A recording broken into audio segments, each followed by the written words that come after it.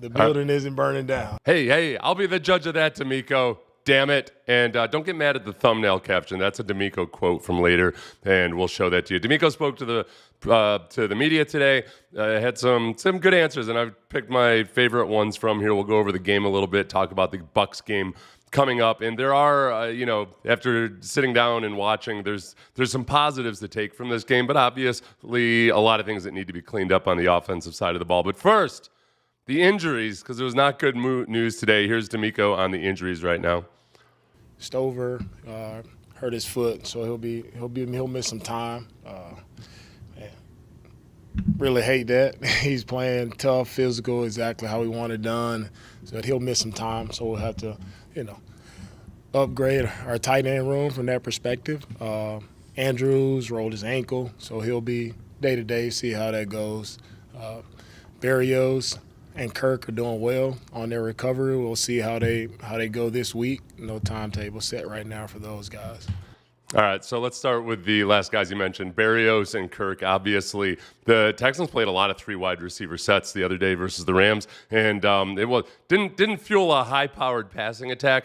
But I think that Christian Kirk and/or Braxton Berrios is going to help a lot in that regard. We'll get to Nico and his relative absence in the game. Andrews, I don't think it's going to be a huge drop-off from Andrews to Patterson. I think Andrews is probably better in the run game, at least based on what I watched in training camp.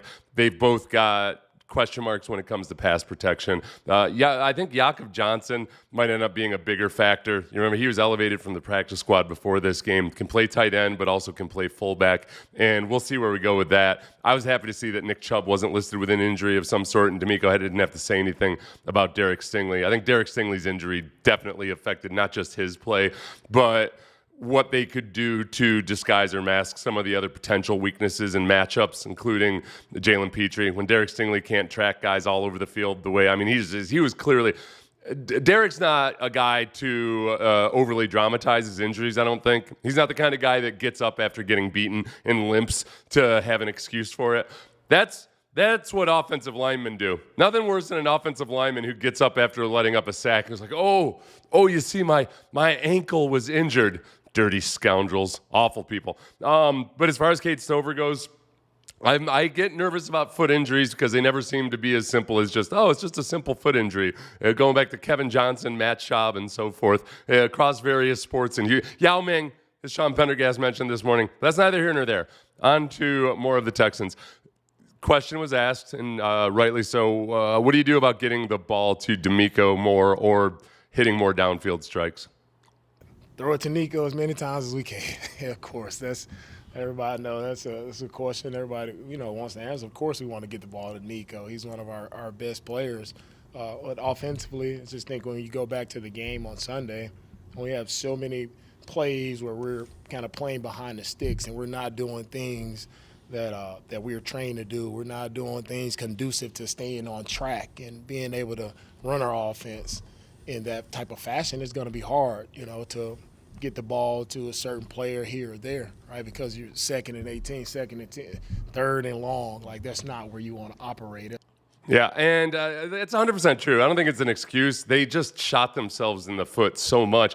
They ran a lot of in-breaking routes with Nico. I know some people saw that chart that was floating around that basically showed where he caught his receptions, his 3 receptions. That's different than the complete route tree that he ran, and they ran a lot of in-breaking stuff. It wasn't for absence of trying, but especially when it's 2nd and long or 3rd and long, the defense is that defense over there with the Rams is, I think they're a good defense. Obviously, we knew they had a good front, but the way they were able to disguise, and they're obviously very geared up for this Texans team. They executed really well. So they did a good job last year getting the ball to Nico, even when teams were trying to take Nico out of the game, and that was with Bobby Slowick as the offensive coordinator. The pass protection needs to get hemmed up, and I'll get to a little bit of that later. But just by way of, since penalties were a big deal, here's DeMeco on the penalties and how he addresses them. You have some penalties where you're being a little too overly aggressive at times. Some penalties are technical where you're trying to be aggressive, hands come up a little bit. So things like that happen in the game, right? But the things you can't control for me are, the pre-snap penalties, right? making sure we're in the right formation, no illegal shifts, no jumping off sides when we know. So it's just the pre-snap things. Those are the ones that are unacceptable to me because those we fully control those. So let's get those out of the way, and then let's see how we are. But aggressive penalties are going to happen. We're not losing our mind over that. Yeah, the pre-snap penalties. I mean, that's what that first drive especially, that was what was so frustrating because first you have Damian letting the ball go into the end zone, so it's a touchback to the 20 instead of to the 35. Then you have the false start, you had the delay of game, or no, was it the illegal shift, whatever. You had the delay of the game in that series. Then you had 2 illegal shifts in the game. And then the sacks also set you behind. That's not a penalty issue, but it's something that needs to be cleaned up. There's a few things to blame for the sacks, and we'll show one of them here in a little bit. Yeah, I might as well show it right now. This is the one that was most concerning to me is, let's see, let's watch Damian on this play. There's a little bit of everything involved because let's just watch it through first. And I mean, there's so much going on here. And CJ, to his credit, ends up getting a first down on the play. But we start off with Dameon Pierce is in the backfield. Looks like he checks, the Mike backer, 53, because he's going to be responsible for him. Okay, he's not blitzing. But then right in front of him, I don't know what exactly the left tackle is, if it's supposed to be a full slide or whatever the hell's going on. But, I mean, Damian actually takes a look at the number 48 as he's coming up to completely pick the tackle, and then you end up with number 8 underneath coming free.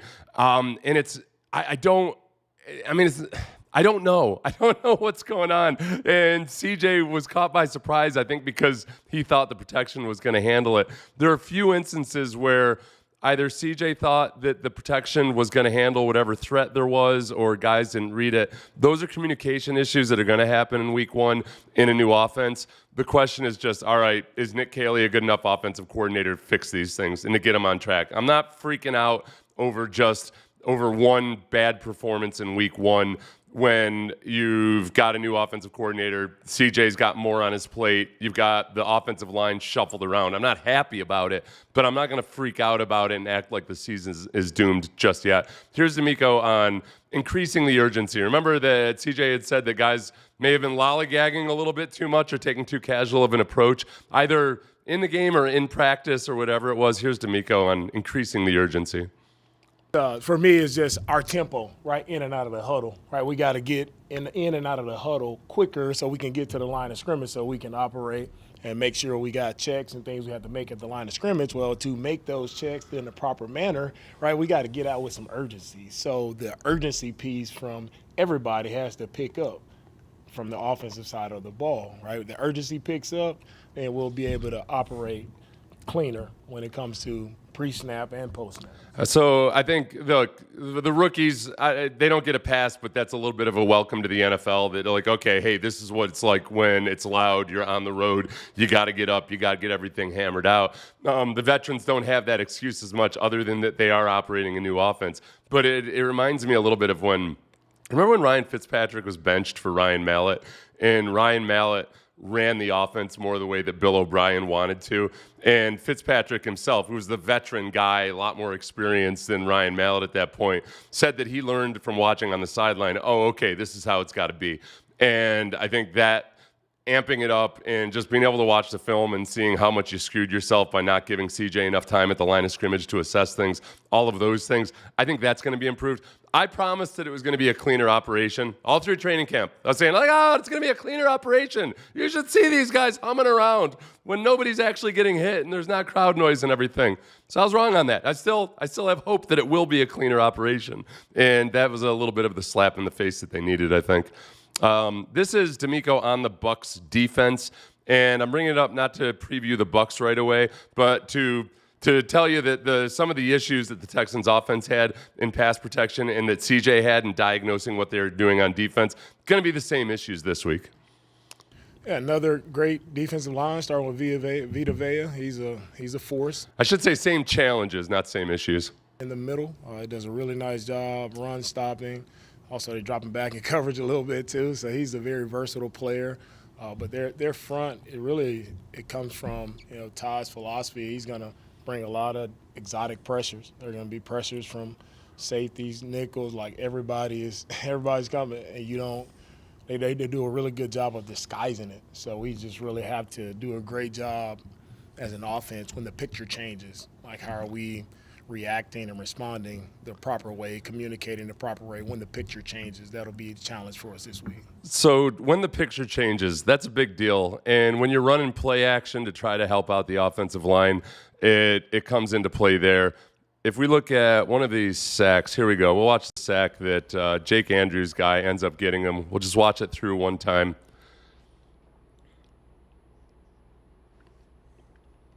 So initially, at first I thought on the TV copy I was wondering if Titus Howard screwed this up, but it's play action, and they're double teaming the defensive tackles to make it look like duo.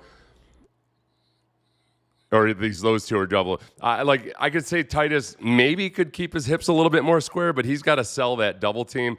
Andrews doesn't do an awesome job. I mean, he gets pinned up there. Andrews had a chance there to pin him if he'd gotten his right hand around, and he had him hooked. You just got to wheel your hips there and pin him down there. But the thing with CJ is, all right, his back is to the defense. You turn around, and you might think, there's Nico right there, but they've got other flack coming across the field, and he's trying to reassess versus a defense that's shifting and rotating their coverages a lot. But right there, this is where I worry that he's gotten a little bit skittish, is that, all right, man, you need your instinct to be to step up into the pocket. You're not going to outrun. I know you're running a lot better than you used to, but you're not going to outrun anybody but the fattest defensive lineman, and or at least the Seth Paynes of this world. So I don't criticize CJ necessarily for being skittish, because you understand why and how he got there, but it's a matter of drilling the good habits back into him that I think he had. I think he had more good habits his rookie year before he got beat about the head and shoulders so many times last year. Next question was DeMeco emphasizing to the team that, hey, man, it's just 1 week. Yeah, Sarge, thank you, man. That's the nature of our business, right? Question from Sarge, obviously. You lose, fire everybody, trade every player, right? You win, going to the Super Bowl. Then the next week, everything, I get it. That's the nature of our business. It's exciting because you have so many different outlets, so many different people have an opinion. So many people love football. So I love the passion. I love the energy that comes with this, right? It's fun, man. We really enjoy this, and we understand the seriousness of it as well. Right, but to that point, the realistic point is one game. It's week one. The building isn't burning down. It's week one. We go back and we fix what we need to fix, come out and do the things that we can control. That's the main emphasis for this week. How can we just control the controllables and press forward? And now, when you have a chance to truly compete, now let's see what happens. I think the big thing is, and I read Belichick's book the month before training camp, got some really good stuff from it. Pay no attention to what Belichick's doing right now. But in his previous career as an NFL head coach, one of the big themes of that book was, defining that Patriots culture. So much of it was just about constant improvement, whether you're winning, whether you're losing, whether you're just one player of the year, whatever it is, just having this attitude of constant improvement. But that also that when you have tough times or you come off of a loss, and let's remember, this is a one-score loss to what might be a really good football team. We'll see. That there's nothing you can really do but go back to work. We all watch so many damn movies and TV shows and Netflix that we want everything to be dramatic all the time, because that's what we do as humans. But in reality, a good football team is not a 5-act play. There's not this one moment where DeMeco realizes everything's got to change. I think they're wired pretty much the right way. That the offensive performance was a big L. The defensive performance was a winning performance. They can definitely clean a few things up, especially on play action, and I'll get to that in a second. But I don't worry about DeMeco's team letting go of the rope or something like that. The defensive performance, there's some interesting things to come out of this. Sam Warren had a good article in the Chronicle where we went over a few things, but my thought going into this game was, all right, Matt Stafford's all banged up. They're probably going to try to get the ball out real quickly, and they're going to try to run the ball. Got two good running backs there, and just stop the run. Classic, just stop the run, force them to pass, make them hold on to the ball, all that stuff. And I think that's what DeMeco's thought was as well, because if you look at this one, so Houston loaded the box at a higher rate in the game than the Rams had ever faced with Sean McVay as their head coach,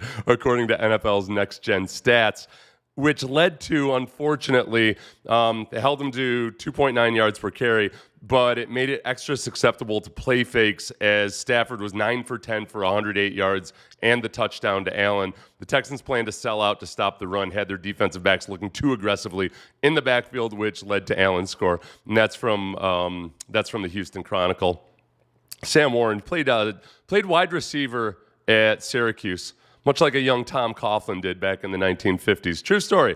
Oh, another true story about DeMeco, kind of being cool with everybody, having an opinion and everything. DeMeco dabbled with the idea of going into sports talk radio, and that would have been interesting. He's too pure of a soul to be in the dirty business that I'm in. I think, honestly, and I mean this as a huge compliment to DeMeco, I think he would have sucked at it. I think he's far too level-headed and rational to be in sports radio. I think after any given game, he would have been giving the exact message he gives to his team to the audience. But people don't necessarily want that. They don't want what good football coaches do.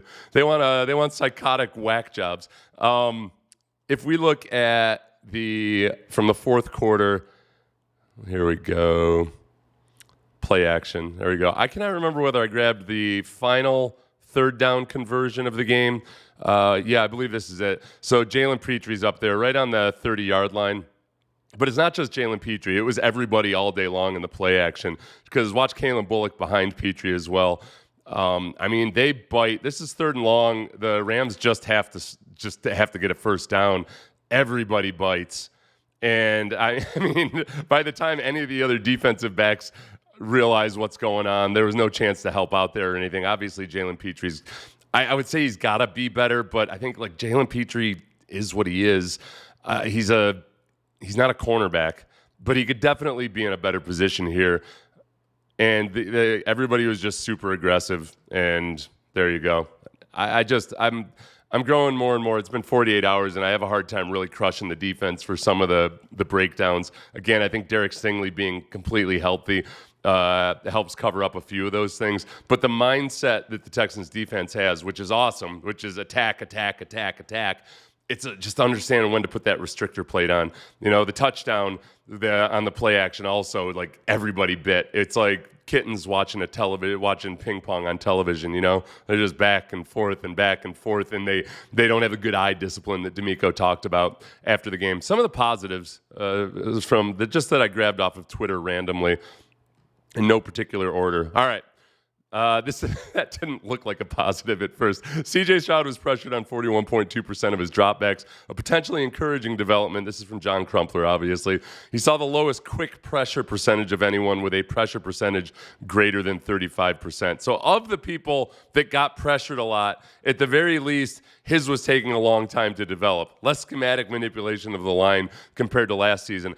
I think that honestly, both in the run and in the pass game, I thought that the Texans did a better job with D-line movement. Now, they got worked on some games and stunts. I showed you one earlier with at the tackles and on the outside more so than on the inside. But I think there are some more examples of them handling movement from the defensive line and stunts from the defensive line better.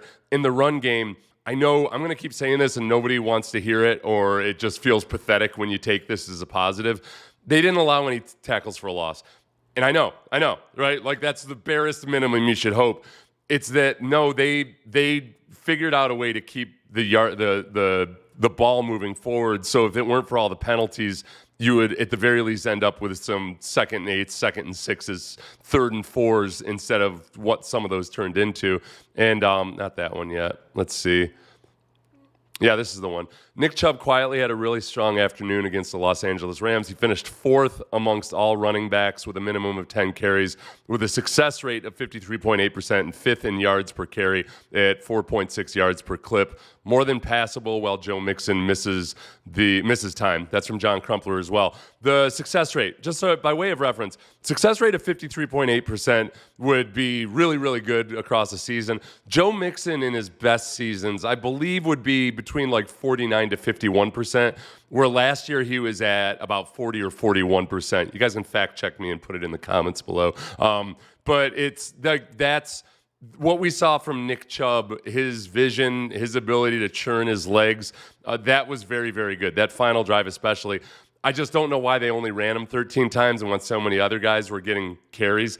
They got to be careful with him. I get it. They want to probably see what Dameon Pierce has, if anything at all, what Woody Marks has. But if Nick Chubb feels good after this game and he feels like he can handle it, hopefully we get more of that out of him. I think the play selection too, they looked like they were doing better with like inside zone, like split zone and things like that, more so than the duo and just trying to mash bodies, with double teams up into the lap of the linebacker. That can get better with time and with cohesion and perhaps your starting five actually playing. We'll see about Ed Reed later this week. It's on a little bit of a different schedule this week because it's a Monday night game, so the normal Wednesday press conferences and injury reports and everything will come out on Thursday. Bucs game will tell us a lot, as Engineer says. I want to rant and blow off steam, but I still love my Texans. It's always interesting, on a Tuesday especially, I got... because it's frustrating for me just because on the radio side of things, you got a lot of people that are still depressed and angry. And for those people, I'm not being nearly tough enough on the Texans. And then we get the other people that want to move on that think that I'm predicting doom for them by pointing out, I got an email from a listener of mine, retired lawyer, very prolific emailer, who just said, hey, that's enough, Seth. We've had enough.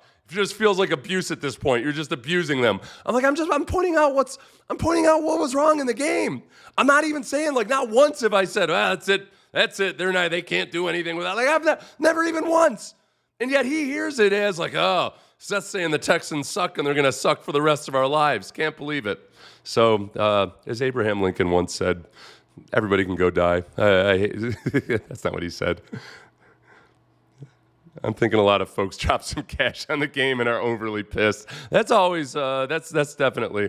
Chubb did look good, hard to tackle. His legs are still strong. I think he's still got really good vision, and like you can work with that. I think when he had some of those longer runs, I don't know if you guys agree with me or not. You can see that, all right, that peak explosive Nick Chubb isn't there just yet. Maybe he'll start to regain some of that during the season. But right now, anything is better than whatever the hell you saw last year because Mixon didn't even really have the chance to do what Nick Chubb did yesterday. Remember, Mixon would get tackle for a loss, tackle for no gain, tackle for a loss, break off a 70-yarder, tackle for a loss. There were so many times last year where Mixon would have over 100 yards rushing, and it was a surprise when you looked at the box score. You're like, I had no idea he actually had that many yards. Doesn't seem like he did. Yeah, because if you went to the bathroom once or twice, you might have missed all of it. So that's where I am right now. Cecil and I will be on the Believe in Texans podcast tomorrow. We're on YouTube. I highly encourage you to check that out. Cecil always has really, really good stuff to say. And please, if you haven't already, please like and subscribe. And we'll have more to come. I'll play some of the positive plays. I promise. There are plenty of positive plays in that game, especially obviously on the defensive side of the ball.